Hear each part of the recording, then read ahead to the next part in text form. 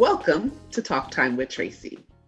Today in conversation, I have with me Sheriff Gary Simpson. Welcome, Sheriff.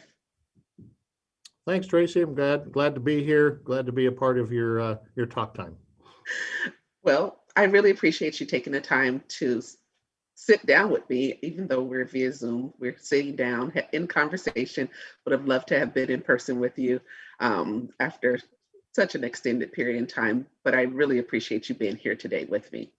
So I've kind of envisioned that today we're going to just present information around the challenges and the things that have happened over the last year with law enforcement, and even prior to that, relationships that we've built over the course of our established, I'd say professional as well as personal friendship as sheriff, and our community law enforcement dinners that we've had on an annual basis through the NAACP.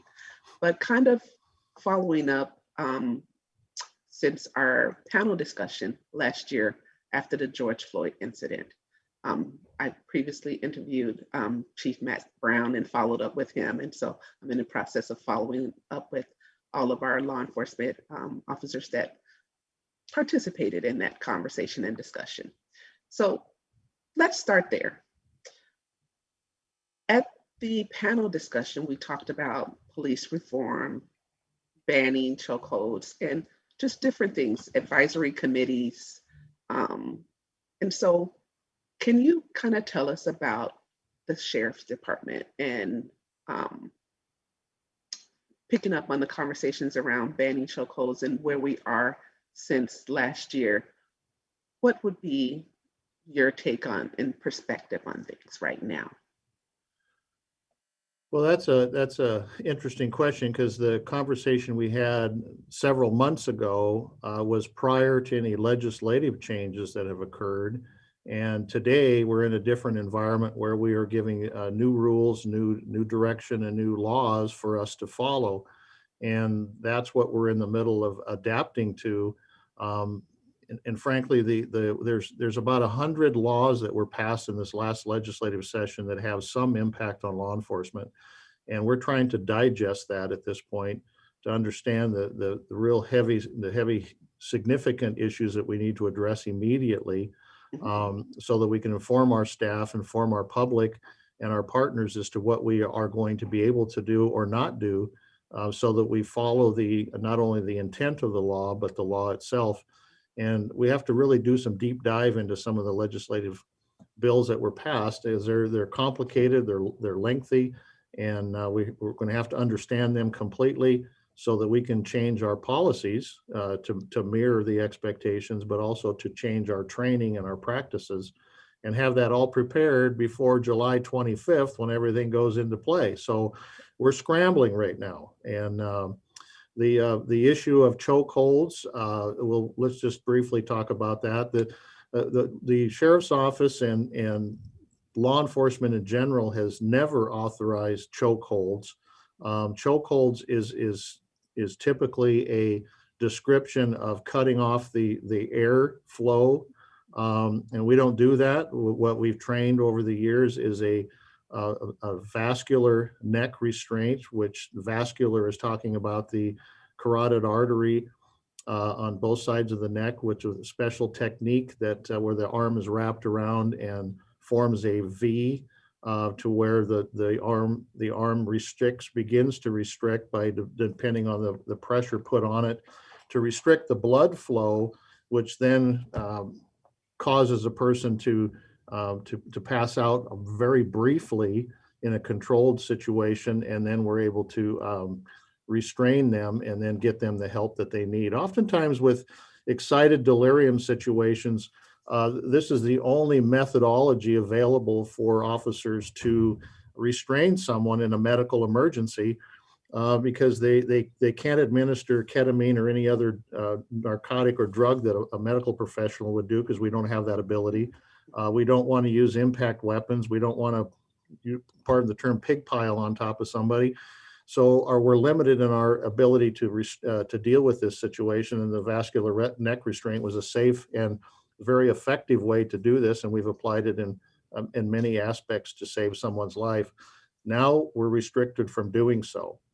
So chokeholds were never authorized, and the vascular neck restraint is now banned or prohibited by law, even as a deadly force, use of deadly force. At least that's the way I'm understanding it today.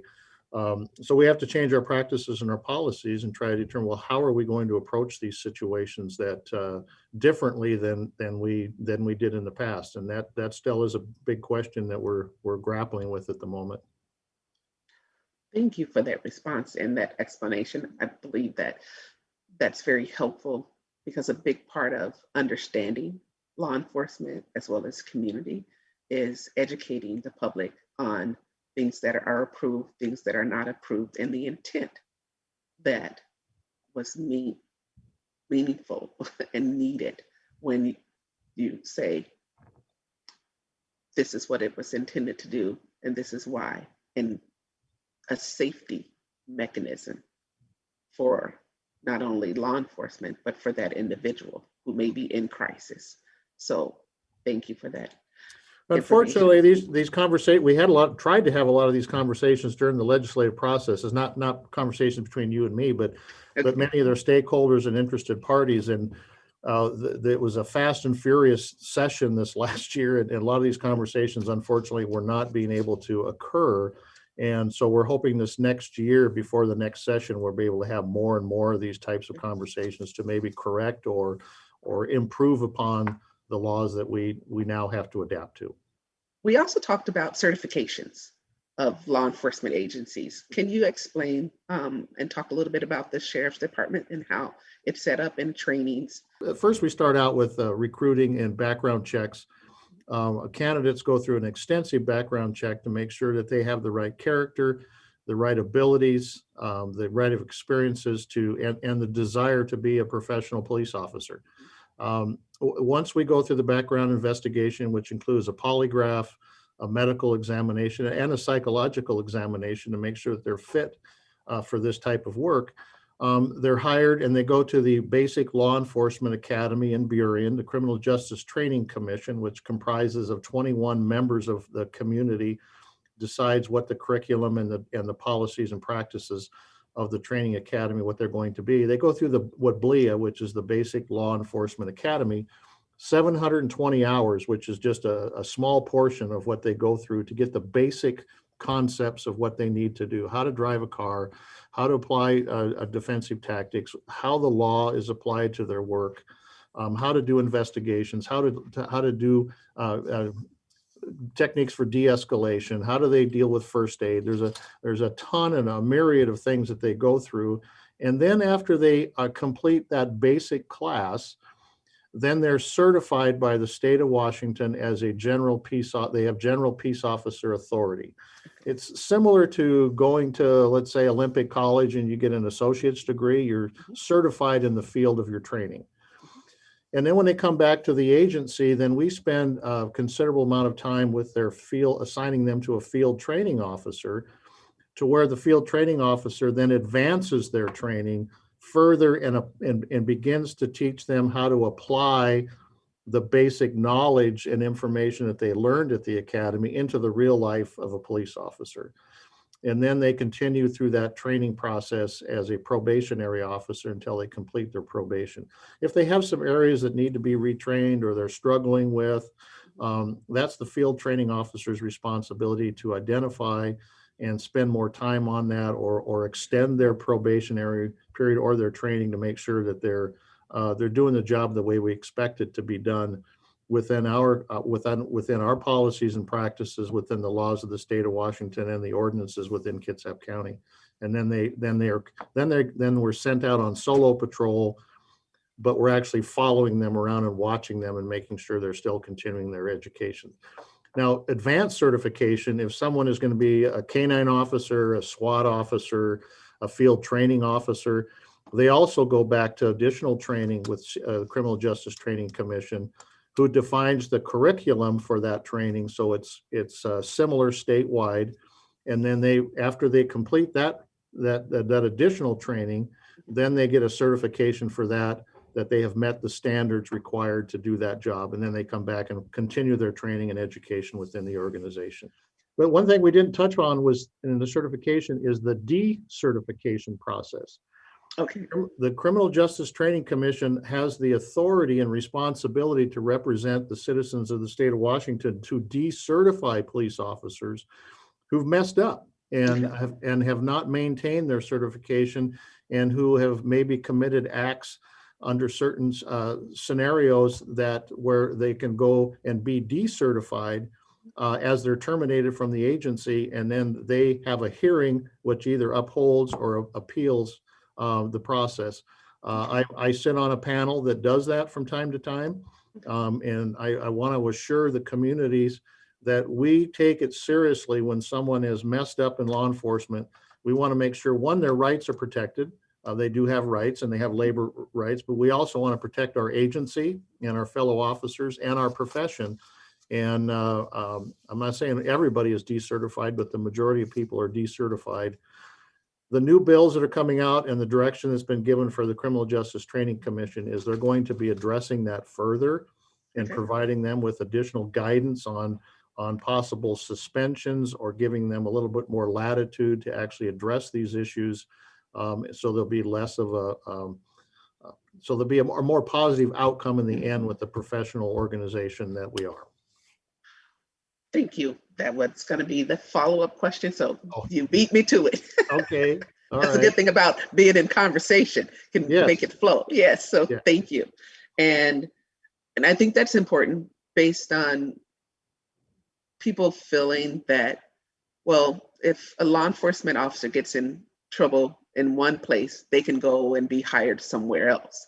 So talking about the decertification is very important to understand that as law enforcement officers, you are invested in making sure that if there's disciplinary actions or cause, an attorney term there, to make sure that that bad apple isn't able to go and just go down the road and be employed at a different agency. We're working and hoping that the Criminal Justice Training Commission could actually establish a better roster for those persons that have been disciplined that we don't want. We go through the process of asking the questions: where else have you applied? Where else have you worked? Where have you been discharged or eliminated through the hiring process? So that we know we can talk to those other agencies and find out what's occurred, because we want to protect our agency personnel. We want to protect our communities and make sure we're getting the right people. And they go through a polygraph, and if they have any indication of deception, that they have not provided us with information that we need to know, they're not hired. We need to know exactly what their character is and their ability to do our job and to be honest and upfront and truthful. And so we go to their agencies and look at their personnel files, not only their personnel files, but their disciplinary files, to see what kind of complaints they may have had, so we can understand what their career has been like. Lateral positions are great because we can bring them on and get them hired and get them working faster. But we want to know what their character's been and what kind of the work product they've had in the past. So we look at those agencies. We also go to their family's home and interview their family. We go to their neighborhood and talk to their neighbors to find out what kind of person they are, because we want to make sure we're bringing a quality person to the Kitsap County Sheriff's Office for our communities. We just don't want to take anybody. We want to make sure they fit for our community and they fit for our organization. Again, thank you. Additional detail that the community is not aware of. And so this is very important information to have in educating our community on what is involved. So I think leading into the next question was also last year, we talked about advisory committees and having input from the public when there's incidents involving law enforcement officers and in the community. How does the Sheriff's Office handle that? I know we talked a little bit about it last year. I think we talked about, Bainbridge Island, Bremerton, and I think now Port Orchard have some type of advisory committees in some form or another. but also my recent knowledge of becoming aware of K-CERT. If you can explain those two things. Absolutely. And thanks for those questions, because those are exactly the things I was hoping we were going to talk about. You know, advisory committees, I think, are outstanding. We have not had the opportunity to advance to that level to where we've actually have a committee formalized. We've been researching that and looking at it and seeing how others are formulated and how it works. Being that we represent such a large community in Kitsap County, from Hansville to Purdy and eastern Bremerton to Seebeck, there's a lot of different communities. So we're trying to determine where do we get people from to really truly represent the county and the communities that we represent. So we haven't got that far yet. But prior to that, I think what's even more important is the relationships that we've built with the people that we serve over the years, by getting out and talking to the Rotary clubs, going to the schools, going to the NAACP dinners and meetings, having impromptu coffee klatch discussions with the communities to build those personal relationships and understanding of what the community's needs and desires and wants are versus what we can provide, and the differences in what the law allows us to provide. There's many things that people ask us to do because they don't know where to go. And many times we try to help them with their issues or their problems and challenges, but we're not allowed to do them because that's not what our general peace officer authority allows us to do. Okay. So we spend a lot of time educating people on a one-on-one basis. I'm interested in the adding an advisory committee. We have to get the right people and the right mission, if you will, given to them as to what their role is, and for them to be willing to give us that information and that honest, truthful understanding, but also we have to listen to our community, absolutely, but our community also has to understand what our limitations are. Okay. And their expectations have to be realistic for us to even to do. K-CERT stands for the Kitsap Crisis Investigative Response Team. It took me a minute because there's so many acronyms in government, it drives me nuts. But K-CERT is a group of law enforcement agencies that have cooperatively agreed that they will be providing investigative services to agencies as a result of the I-940, which then I-940 initiative that was passed a few years ago, which then became LATEXA, or the Law Enforcement Training and Safety Act, which outlines exactly what an independent investigative team is supposed to do. Okay. And so the K-CERT group, which has been formed, which is all the law enforcement agencies in Kitsap County, plus Shelton and the State Patrol, agreed to send investigators who have been trained and certified, again, by the Criminal Justice Training Commission, as certified to perform the duties and responsibilities of being an independent investigative team, specifically for officer-involved shootings. That's what the law states. Now, we've expanded that to include other major incidences and situations where law enforcement officers have been involved, where there might be a conflict of interest, okay, or a circumstance where we need to have additional investigators come together as a team because an agency may not have the personnel or the certification experience. So we're also doing those types of investigations. And give you an example of, let's say we have a fatality where we're in a pursuit and an agency vehicle crashes and an officer dies, or a person has severe injuries. We want to make sure that the investigation is independently looked at by a professional team of investigators to do that. So we would pull all these investigators together, plus traffic investigators who have the expertise in doing traffic investigations. Then they would report their investigation to the prosecutor's office to determine whether the actions involved, there was a crime committed or not, and let that be independently looked at outside of the involved officers or the involved agency. One of the things that I think that follows through, and I know you're going to get to it, that's important with K-CERT is that LaTexa, which I think is outstanding, is that it requires that at least one or two citizen representatives follow the team and observe what they're doing and are briefed on the processes and ask questions and provide input to the team to make sure that everything's being done.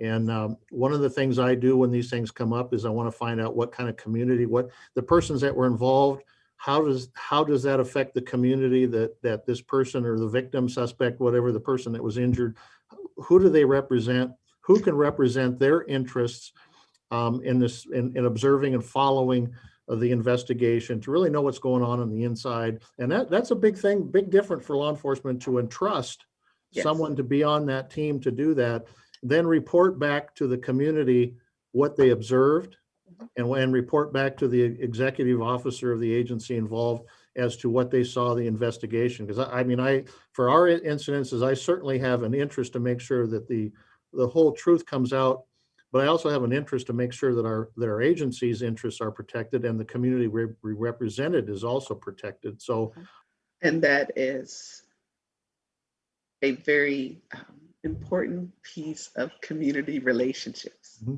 And being able to say, you have this team that comes out, but as a part of that, being former military, you have that civilian aspect, that community-based outlook that can follow the process. Things are explained, they're listening to what's happening and following things closely.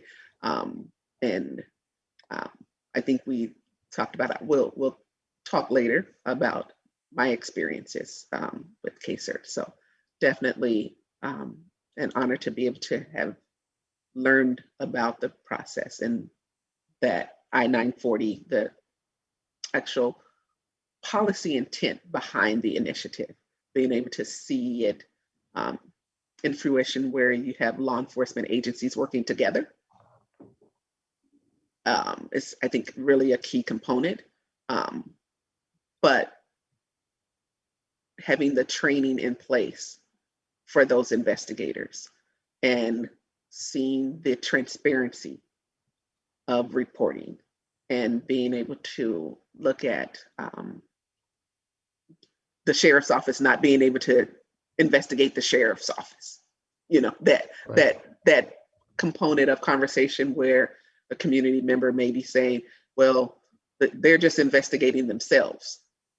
But the difference in agencies, the difference in training, and the lens that they're looking at things through is one in which it allows for there to be accountability overall. So, and some of the criticism I've heard before is we're still investigating ourselves and we have an agency across the water, like let's say Bremerton is investigating something we've done, or they're leading the team. We hold them accountable. I want to make sure that they're doing a quality investigation that's protecting the integrity of the investigation, plus our community and our agency. And if they don't do an investigation to our collective level of expectation, they're called on it. And we in reverse have to do the same thing for their agency. So they want to make sure that the law enforcement agencies around them are also being held accountable or doing the job they're supposed to be doing. So even though people may perceive that one agency is going to look out for the other, that's far from the truth. We are probably the worst critics of our fellow professionals than anybody else. And of course, I can say that from the inside, but that's a relationship we're trying to share with our communities, and having a citizen representative on these teams makes that difference and can be our spokesman after the fact to the community. This is what they did. This is what we found out. It's 100% legit, or the investigation is complete as it should be. And so that's why it's important to have our citizen representatives representing not only the agency involved, but also the community that they represent.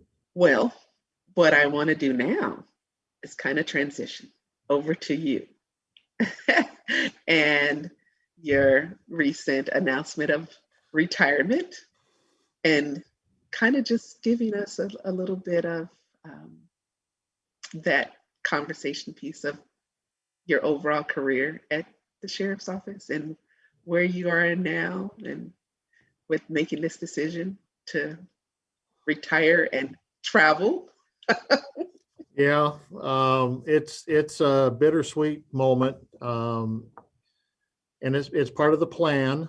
When I got hired 36 and a half years ago, my desires and goals was I wanted to be a canine officer, which I did for about 8 years, and I wanted to be a sergeant. Well, Sheriff Pat Jones and Sheriff Steve Boyer both had different ideas on my career, and they assigned me to specific things over the years where I got a lot of experience about what was going on in the agency, and even worked in the jail for 3 months. Mhm. And I was going to retire 6.5 years ago after 30 years of service. And at that time, Steve Boyer was retiring, and I saw some opportunities. I saw some things that needed to be improved upon. I wanted some projects completed or done that I had been desiring to do for a long time. And I said, this is an opportunity that I'm going to step up and give it a shot.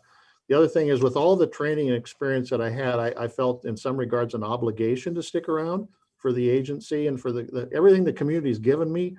Just to walk away felt selfish. And I said, I need to stay and do some things. So I decided I would run for office. And I planned on coming in and making a strategic plan and start planning for the change of watch later on. And I was going to expect that to be done in a 4-year term. We weren't done where we wanted to be in our plan. And so I said, I'll stay another term, but I'm not going to be staying. I'll stay until we have people in place and we're ready to transition to the next group of people. And that's now. Okay. So that's why I've picked now. I've got full confidence in the organization to just transition to the next group of leaders. And I'm not worried about, well, this isn't done or that's not done, or I should have gotten this in place. I have full confidence that the transition is going to be smooth, and it's going to be, they'll move into the next generation and the next level of professional police officers that we expect. So yeah, I feel I want to stay, but it's time for me to go, and it's time for me to enjoy life. I'm anxious to do some travel. I'm anxious to actually come back and put some of our historical files together. Okay. I'm interested in probably helping WASPIC, the Washington Association of Sheriffs and Police Chiefs, Mhm. next year during the legislative process to help with some of the communications so that we can continue to make our profession as more professional and get to where we need to in our community. Okay. I am really excited to see our communities finally telling law enforcement the issues and things that you're dealing with today Yes. are not your responsibility. They're somebody else's responsibility, Yes. but nobody else has picked up has picked up the torch to take care of some of the mentally ill the challenges we have with mental illness in our communities and substance abuse. And one of the things I talk about when I talk to communities is that public safety is a public responsibility. Yes. We all have a part to play in making this work. And now we need to have other players in our community be a partner with us and do their part so that our communities can be safer and stronger by our stronger partnerships. So Well, that's where I'm going. thank you. Thank you for your years of service. Thank you for spending time with me today with Talk Time with Tracy. And it has been a pleasure working with you.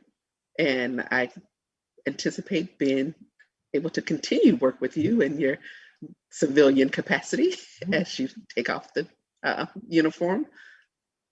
And definitely, you have worked an honorable career, and it's been a pleasure. Thank you, Thank you. Tracy. I'm honored to have been able to do this, and I love Kitsap County and the people that are here, and I'm sad to go, but I know that the county is headed in the right direction, and thank you for inviting me to be a part of your show. Thank you.